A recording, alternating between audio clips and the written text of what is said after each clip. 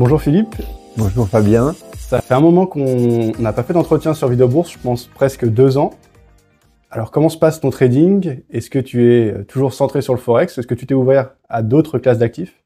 Alors bon, j'ai toujours fait le Forex, c'est ma prédilection. Ce que j'aime bien aussi, c'est quand même les taux d'intérêt, hein, les options sur futures, sur T-Notes par exemple.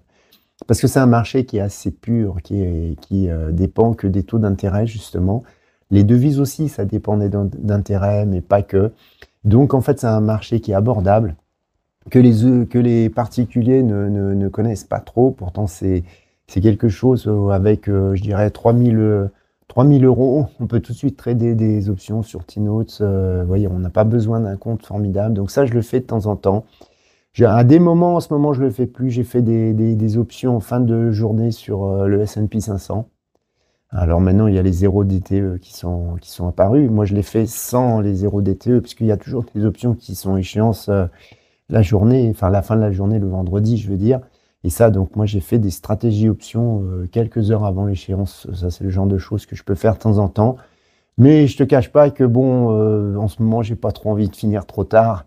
Donc, j'ai tendance à préférer l'eurodoll. Bon, je joue beaucoup les chiffres économiques, je joue beaucoup des tendances, hein. Là, c'est via option. C'est surtout ça que je fais, hein.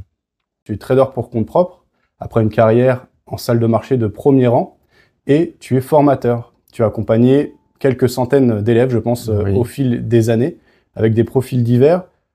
On va animer une session ensemble dans le cadre de la structure, puisque les participants ont voté pour toi, ont souhaité te rencontrer et te recevoir.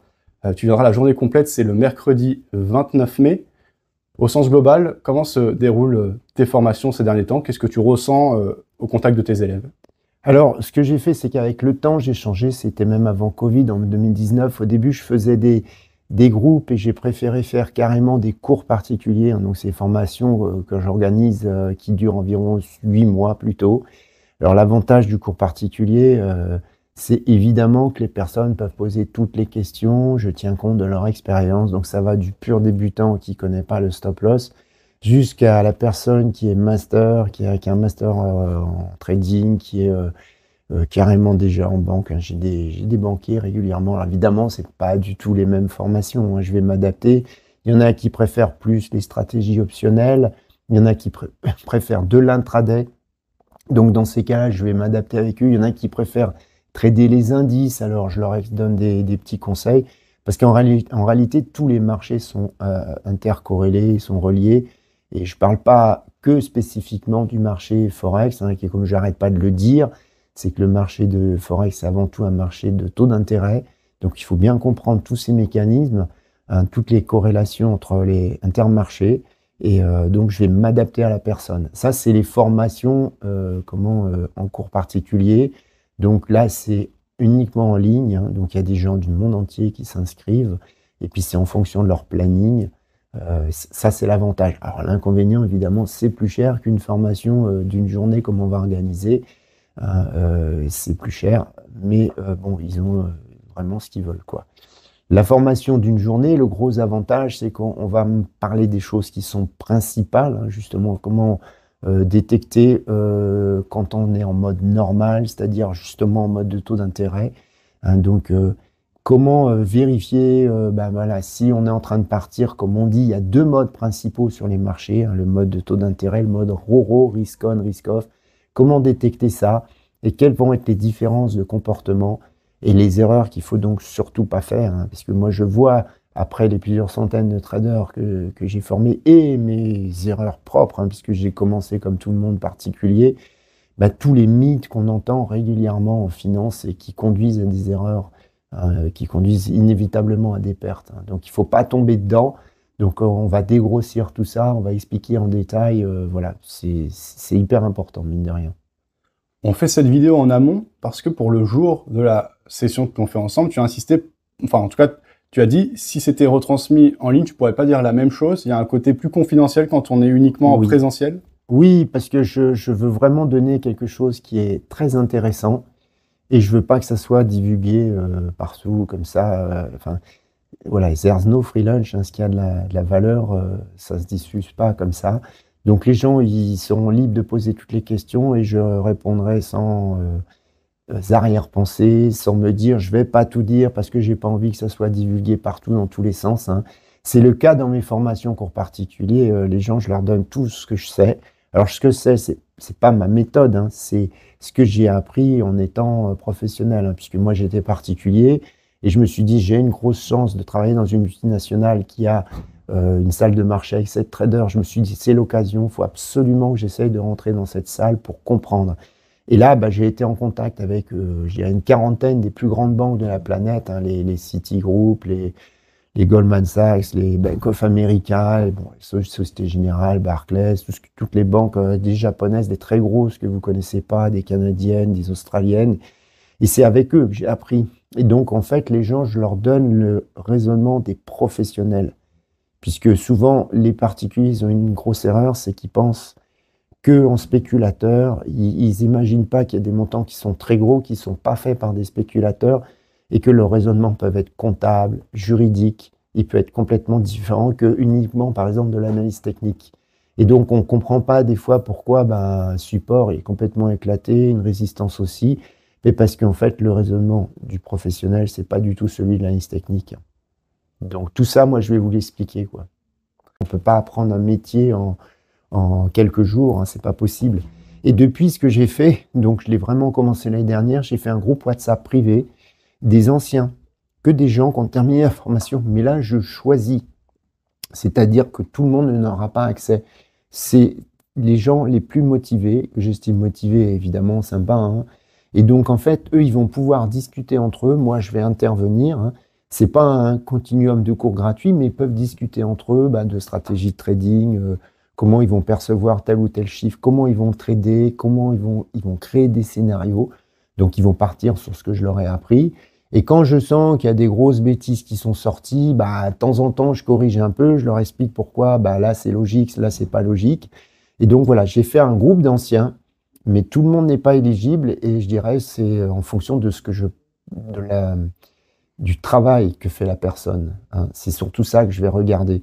Et là, je suis content parce que je sens qu'il y en a qui progressent, qui ont vraiment progressé.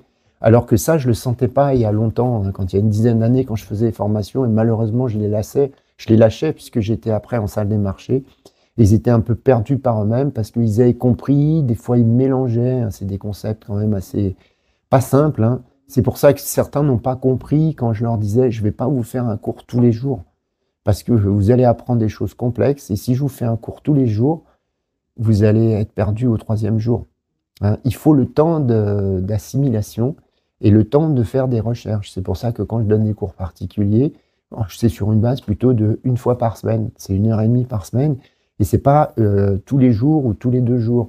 Parce que quand vous faites un cours d'1h30 qui est enregistré en vidéo, et bien après, c'est 2h30, le revisionnage. Et encore, ça ne veut pas dire que la personne a tout compris. Donc voilà, c'est pour ça que j'ai mis un certain délai dans les cours particuliers. Et là, tous les anciens, ils ont la possibilité d'y être, mais franchement, celui qui bosse pas, parce que malheureusement, il y en a qui bossent pas, il y sera pas, quoi. Comment tu qualifierais le profil du particulier qui réussit dans le temps? Est-ce que dès le départ, il a déjà un gros capital? Pas forcément. Est-ce que c'est quelqu'un qui a tendance à voir les choses dans le temps long plutôt que se concentrer sur le court terme? Et est-ce que c'est quelqu'un qui utilise peu de leviers? Bref, quelles sont les caractéristiques que tu as observées de ceux qui réussissent? Alors, ceux qui réussissent, c'est ceux qui sont, je dirais, passionnés. C'est-à-dire que c'est ceux qui vont pas chercher à gagner de l'argent dès le départ. Quand au téléphone, on commence à me dire combien je vais gagner, je vais me faire un supplément chaque mois, etc., et c'est mal parti. En fait, c'est comme n'importe quel sport, passion.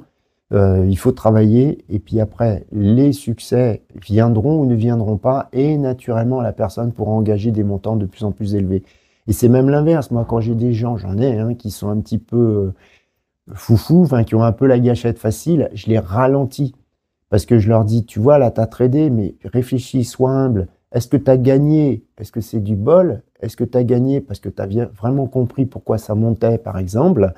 Ou est-ce que finalement, tu n'as pas du tout compris, tu as acheté, tu croyais que c'était ça le mécanisme, et c'était autre chose. Et donc, moi, quand je gagne et que je ne sais pas pourquoi j'ai compris, j'aime pas ça du tout, parce que ça veut dire que j'aurais très bien pu perdre. Et donc, c'est ceux qui sont humbles, c'est ceux qui bossent et qui vont petit à petit y arriver, c'est ce que je ressens. Donc, c'est pas le gars qui cherche tout de suite à mettre des montants élevés. Et au contraire, dès qu'ils commencent, je les ralentis tout de suite. Voire même, je leur dis, arrête, repasse en compte démo, termine la formation. Et après, tu te seras aperçu que tu avais tradé, tu avais fait n'importe quoi. Hein. Et c'est ça le problème souvent, c'est qu'au début, ils croient et ils font un peu n'importe quoi. J'en ai, par exemple, quand je leur explique les chiffres économiques, c'est pas juste le chiffre, il est moins bon, il est meilleur. Ça serait un peu facile, un peu trop facile. Hein. C'est pas parce que vous voyez une voiture qui vaut 10 000 euros à l'Argus que moi, je suis en train de la vendre 3 000 euros et elle est toute belle, elle est toute repeinte que c'est une affaire. En fait, je l'ai repeinte parce qu'elle est rouillée, elle est pourrie. Et en fait, vous êtes en train de vous faire avoir. Les chiffres, c'est pareil. Il faut bien comprendre comment il est calculé, sa date, sa périodicité, sa date de publication, ses paramètres, son contexte local, le contexte global. Je veux dire, ses forces, les défauts de chaque chiffre, etc. Si vous comprenez ça, vous arrivez à juger si un chiffre il est bon ou il est mauvais. C'est comme une voiture. Hein. Un bon mécanicien, s'il fait un devis pour changer un embrayage sur une BMW ou sur une Land Rover, ben ça se trouve, c'est du simple au triple. Hein. C'est pas parce que c'est un embrayage que ça va pas impliquer forcément le même nombre d'heures de manœuvre, etc. Il faut connaître, hein, il faut apprendre. Ce que tu enseignes, ça s'applique aux différents marchés. Tu es connu et réputé pour ton expertise sur le marché des changes. Je te dis désormais tu t'intéresses au taux. Je sais également que tu traites le S&P 500 notamment. Est-ce que tu dis... Alors, bien sûr, il faut connaître les spécificités de chaque marché, c'est important, mais il y a quand même un type de réflexion qui est applicable, peu importe l'actif Oui. qu'on traite. Est-ce que ça te fait réagir? Oui, parce qu'un chiffre, il peut être pris positivement, par exemple, sur une devise, il peut être pris négativement sur une action. Il peut être pris d'une façon différente sur un type d'action et un autre type d'action. Il peut y avoir deux effets, hein, je veux dire. Il y a des effets qui sont plus simples sur, par exemple, les devises ou les taux d'intérêt. Hein. Les taux d'intérêt montent, ça va attirer des placements. Donc, si c'est des taux d'intérêt dollars, ça va attirer, par exemple, sur des obligations en dollars. Parce qu'un taux d'intérêt qui monte, c'est un taux d'intérêt d'emprunt, mais aussi de placement. Hein. Quand vous faites un crédit immobilier, vous empruntez de l'argent, mais la banque, elle place. Donc, elle, si les taux montent, c'est plus intéressant pour elle, hein, quelque part. Et ben, ça va attirer inévitablement, quand il y a un pays qui monte ses taux d'intérêt, des investisseurs. Donc, ça va attirer les gens qui vont acheter la devise.